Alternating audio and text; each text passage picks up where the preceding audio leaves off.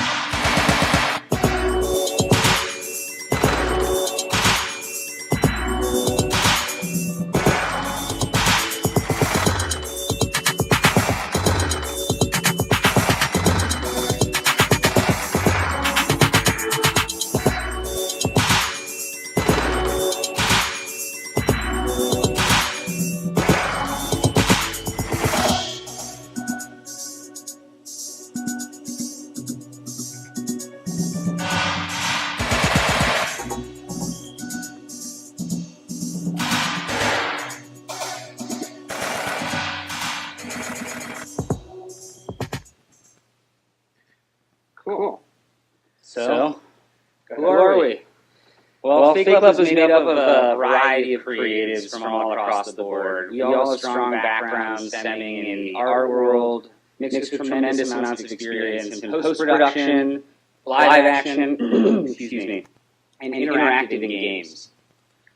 We have a process that's been working for us since the beginning, and it was kind of started by accident, but we still do that same process, which is that 50% of our projects are commercial brand projects, and the other 50% of our projects are art projects. And through the course of the short years that we've been together, as I guess the title of the talk is, those lines have started to blur together for our pieces.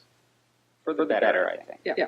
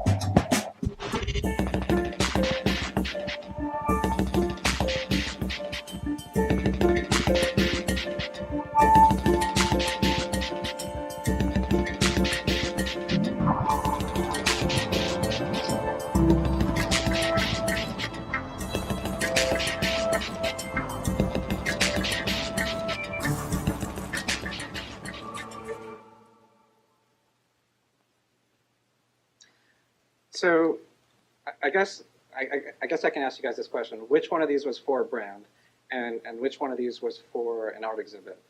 The short answer is they were both. One of these pieces was in a museum. The other one was in a gallery space. But they were also sponsored by brands. And for us, like, it's super important for us to have that point of view. It doesn't really matter to us, you know, what is art and what isn't. What matters to us is that the experience is engaging and it feels beautiful in the end. So this is a project for Lexus. Took one of their latest hybrid cars, a Formula One racer, and 10 fans, and made like a pretty cool real-life video game out of it. Yeah, and we'll kind of get into a little bit of the details of why we're showing this after the video.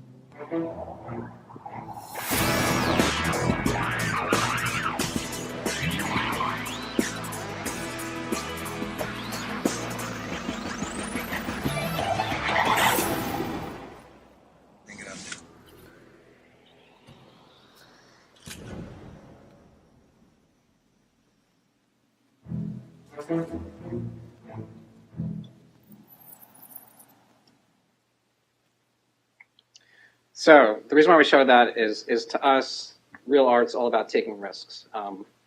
And artists in general don't care if their pieces are shocking. They don't care who they're offending. They just want to get their work out there. They care about eliciting an emotional response from who's ever looking at their work. And to us, good experiential design is the same way. It's all about risk taking. And to that point, you should never be afraid, just in terms of like experimentation and whatnot, to hack something to pieces or try something new to learn maybe a new process or see something in a new way. We have a very, we encourage our employees to always experiment, and also, don't be afraid to challenge creative, even if it means you might be pissing off someone. Typically, it ends up being better for the project in the end. Yeah, I mean, we'll be the first ones to walk into a room and tell someone that's hiring us for a job that their creative's bad. But I mean, that's something you just have to do. And we'll be the first to take something and smash it to pieces in the middle. And, you never know what's going to come out of that. Yeah. This is a picture that I love. This is Blair, one of our creative visualists. We don't call people creative technologists at our company. But anyway, this is him 3 stories above that speeding car, adjusting a projector and working in some open source code, trying to get it to work. And for us, like, it's breaking, even for him, it's breaking out of his comfort zone. You know, like, you have a lot of people that sit at their desks all day and they will code and they will build stuff, but actually putting someone in the freezing tundra or putting someone with a speeding car into them. Or for us, it might be sitting in an aircraft hangar with no lights on in 200-degree heat for weeks on end. This kind of work is not for people who want comfortable, but it is for people that are willing to take risks in what they do. Before we show this video, this is we're going to show a piece we did for Levi's, which was a partnership with Doug Aiken. I don't know if any of you guys are familiar with his work, but we were asked to collaborate with him and a bunch of other artists on a train going across the country, and this is what we did, and we'll talk a little bit about it after.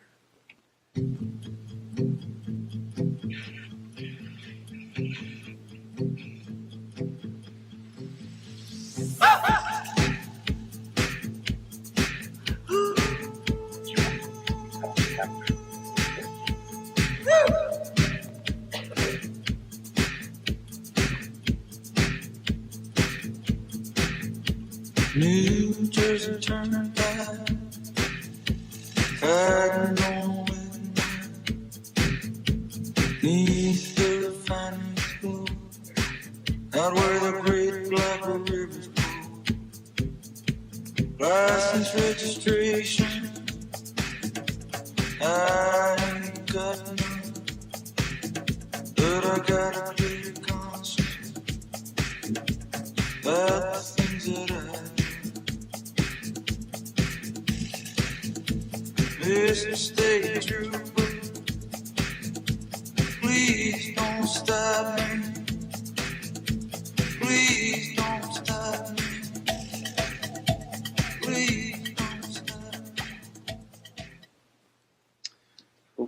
What was really great about that piece for us, I mean, there's a lot of things that are great. Obviously, being on a train, going cross country with a lot of artists is awesome.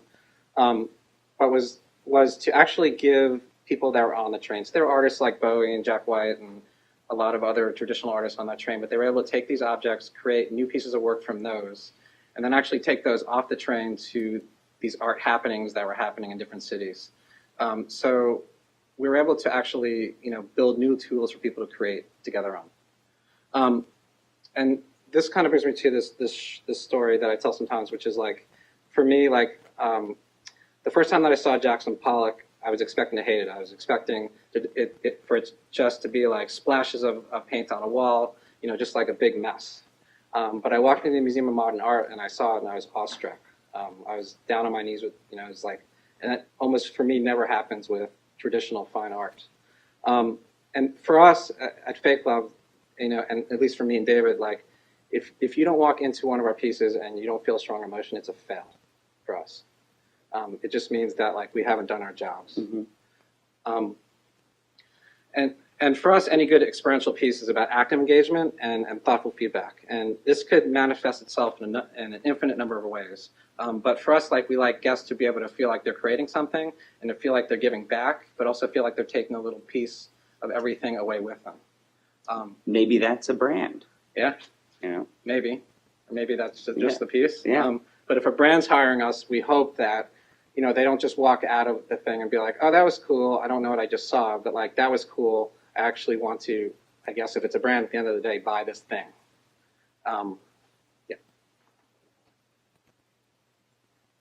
Okay. This is a cool one. So this was just a launch for a headphone company, Master and Dynamic. They wanted an experience that essentially debuted or expressed sound as creativity. And with the idea that headphones are the new thinking cap. So here is kind of what we... Yeah, before I get into this piece, when they came to us about this, we had the idea of actually taking the actual structure of the new headphones and dissecting those into its component parts and making those into sculptures. And that's what you guys will see in this short video.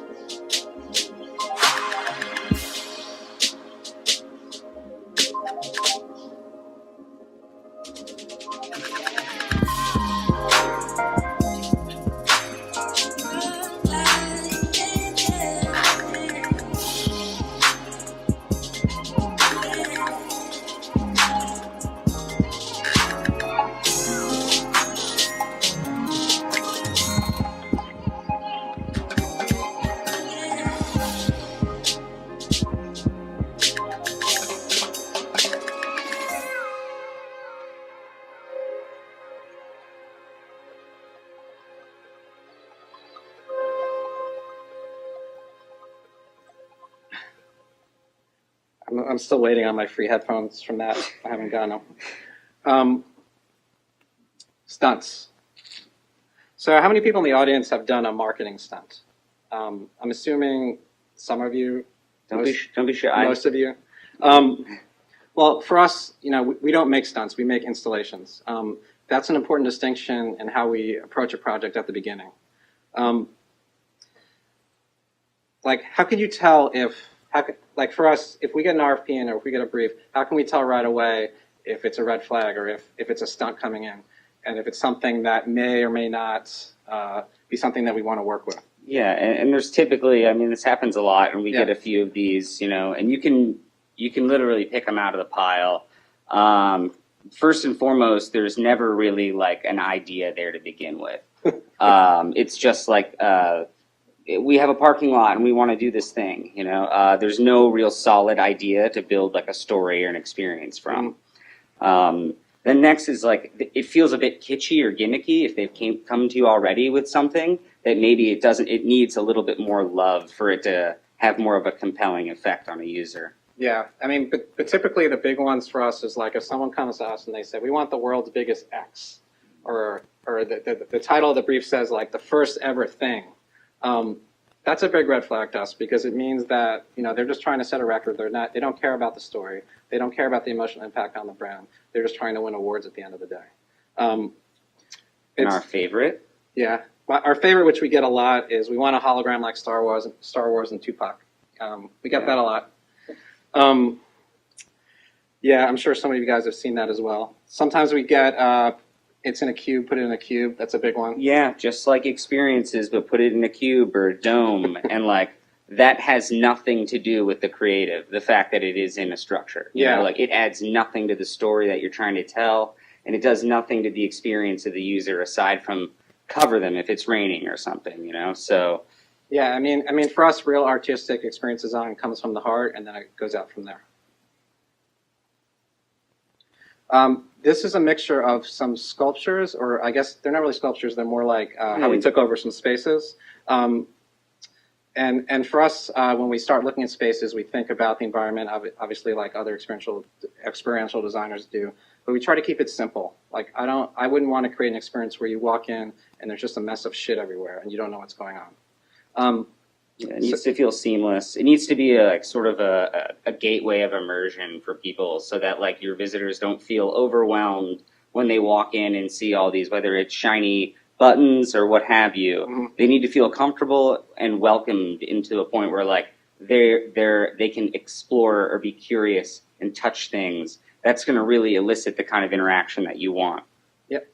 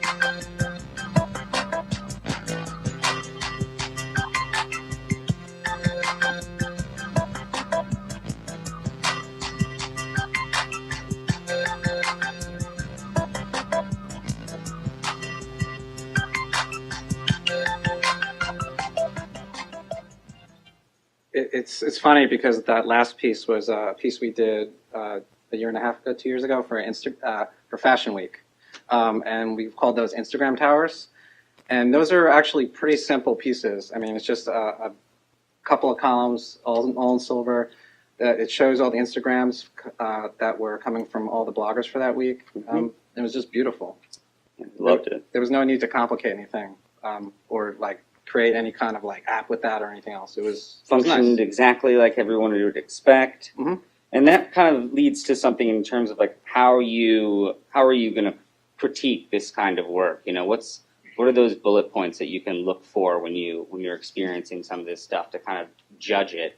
And I think we all agree that it lies in the interaction and the feedback and the message. So like the mechanics and the dynamics and the aesthetics. It's like how is the person interacting with it? The feedback that's coming from the system to them needs to be concise and consistent with what the interaction is. So there's no ludonarrative dissonance. And then the fun in between. The message that they get out of it. Yeah, which leads us to this section, just the tips. So these are just some things that we've come across since we've been doing this. First, and this is a huge part of our creative process. First thing is get off the internet. Don't spend all day looking to see what everyone else is doing. Actually go outside. Actually, like read a book. And do something a little weird. Yeah. Like get out of your comfort zone. You know. I mean, everyone. Yes, if you walk in our office, there's little doodads and gadgets and things everywhere. But the reality is half the office is in the park. Just trying to sit there and do creative. Yeah. Second thing, and this is a big one, is don't spend time imitating what other people have done. That kind of goes against innovation in general. Yeah, or just like iterating upon it. It's good if it's for an exploratory sort of like purpose, like you're exploring aesthetics or styles. That's good due diligence. But like your end result needs to be different, and it needs to be noticeably different. Yeah, I mean, everyone always asks us, why don't you guys create products? Why don't you, have things that you put out that are, it's just like a product. And my answer is usually because then I feel like once we spend all our time working on this product, we're not innovative anymore. We're just stuck marketing that product. We're stuck dealing with it. And so for us, I like to just like, when a project's over, just start something fresh and start something new. Next tip would be, at least for us, that the tech comes after the creative concept. For us and the rest of our office, we're all nerds, and we know what tech's out there, and we get a lot of tech early, but we never look at that when we're concepting. We always just sit down, pen and paper, go outside, like we said, and come up with the creative. The tech will come afterwards, and it helps to know something's not magic when we're doing it, but that is never a thought in our heads of whether we're using a Connect or whatever. Yeah. That being said, though, we do like play around a lot. We do a lot of R&D with like hardware and software, mixing them to see what happens. And a lot of those like results of experimentation typically end up in some of our art projects, where we don't have such strict constraints. Yeah, like here's an example of something we did recently where it was basically, it was just a couple of light gels, Pico laser projector, and some white lines. It's based off a piece of work we dusted off from a 1950s book on light art. Yeah, no code. But 60 frames per second. The basis of this was used, or at least the design of this was used for a bunch of other projects that did turn into code eventually. But if we were sitting in front of our computer trying to figure out what the latest add-ons are for something, or ripping apart something, we would never have figured this out or found it. Collaboration. All of our projects are born from a robust collaboration internally between everyone at our office. And like David said, there's a lot of different people there with different disciplines. Everyone's an expert at something, but they also kind of talk with each other. But we also collaborate a lot with a lot of other designers. And especially for us being in Brooklyn, there's a lot of super talented people there. And we love doing that. I mean, any great piece of art is always made better with collaborating with other people.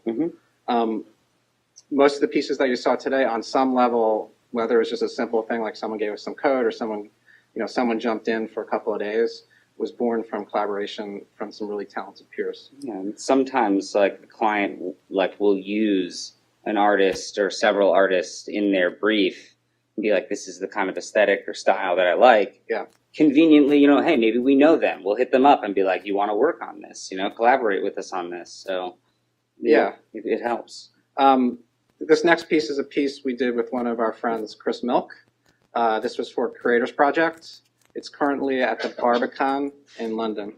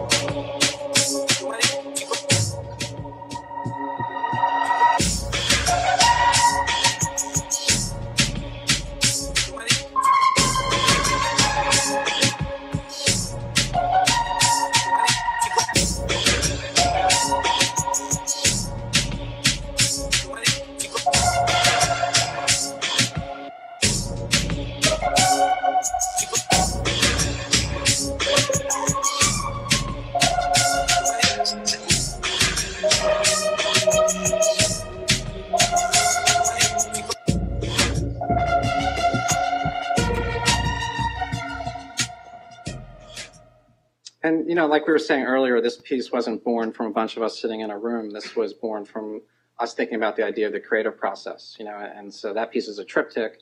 And each one of those parts, whether it's birds coming from your disintegrating body, or birds eating you Hitchcock style, or you flapping your arms to form wings, that was born just like from sticky notes of the idea of the creative process. We knew that the Connect for Windows was coming out, and we knew all these other things, but that wasn't a thought until later. Mm-hmm. Most of the stuff, even for this project, we were on the phone with Microsoft daily, just like hacking something that just came out. Yeah. We didn't know what could be done and what couldn't be. Commission work. So we aren't going to get into the argument about, what is art and what isn't. It's not for this venue. But we like to look at all of our projects as commissioned works of art, whether it's from MoMA or Coca-Cola. It's always been that way from the beginning, and it works really well for us. And I think it inherently changes your perspective on a project. And in our opinion, it's that perspective that truly changes something from a brand marketing event to an artistically driven experience. It's all about how you look at it, you know, from the get-go. Yeah. Thank you. I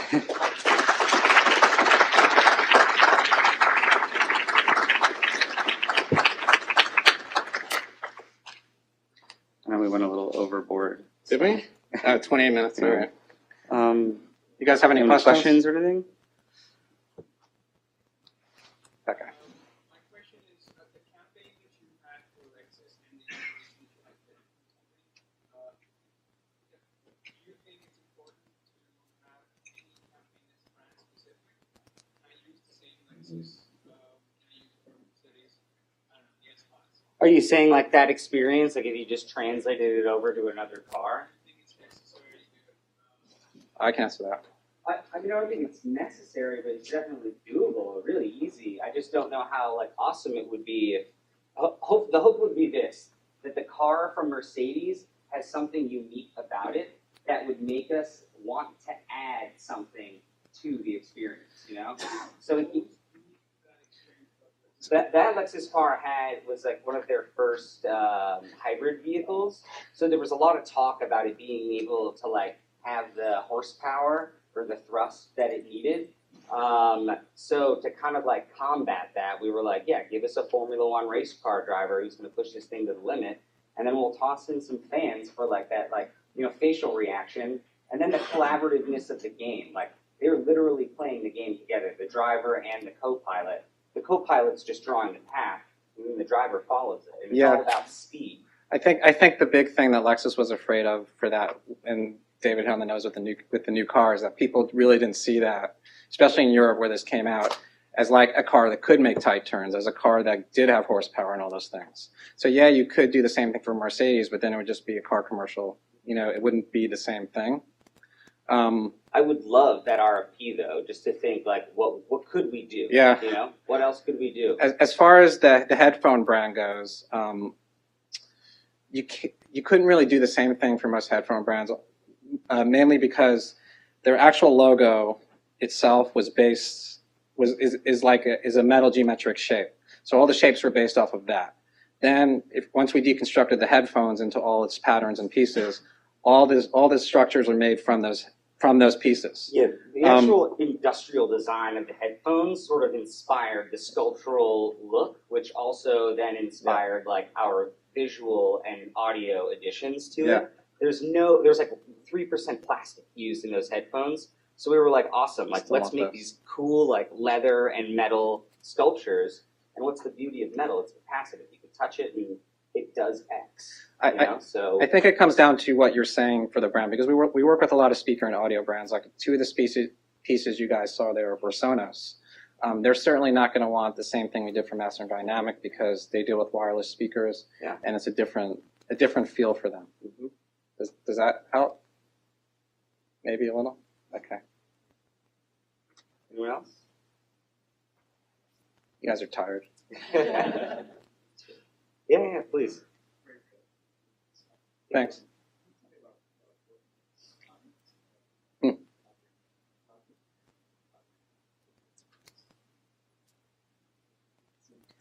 Yeah, definitely. Sure.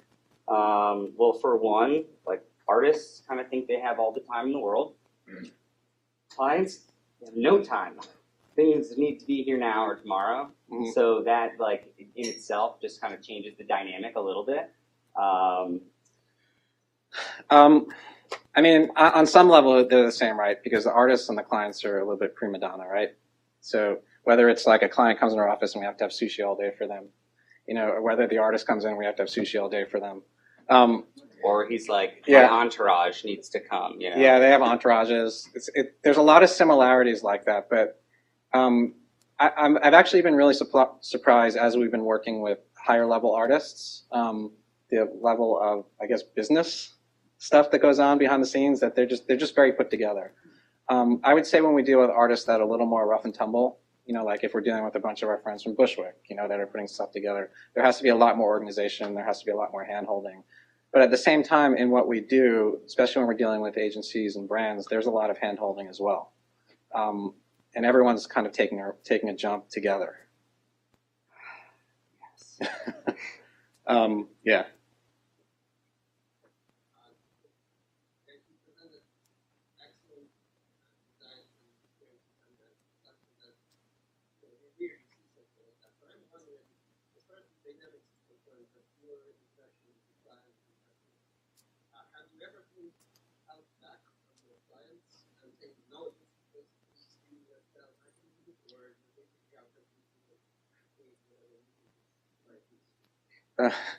Yes. Yes, they tell us to dial it back, you know. At the end of the day, it's their brand, you know, so like it's their call. Although, I mean, like, yeah, we're passionate creatives, you know, and like we're gonna do our best at least to convey to our client, you know, because we'd be doing a disservice by not telling them, you know. So we're just gonna feed them that information and then they can make that call, you know. But yeah, I think it would be better if that thing lit on fire, for sure. Yeah, I mean, there has been cases where a few years ago we were pitching something, for example, with drones. And it wasn't just like throwing drones in the air. They were going to create art, and there was beautiful light installation and all this stuff. And the agency was like, that's dumb. We're never going to do it. No one's ever going to do drone stuff. And as we know, like, it was the hot shit, at least not right now, but for a little bit, where everyone's like, look what I have at Ken, or look what, you know, there was a whole lot of installations for that. And I'm never going to go back to someone and be like, I told you so. But I think that for us, at least initially, we push everything we can into a concept, and we assume that just like a commercial or anything else, the stuff is going to get stripped out. And it does. But at least we go for everything at the beginning. Mm-hmm. Yeah. Shoot for the moon. Mm-hmm. Anyone else? Cool. Thanks, guys. Good. Thank you.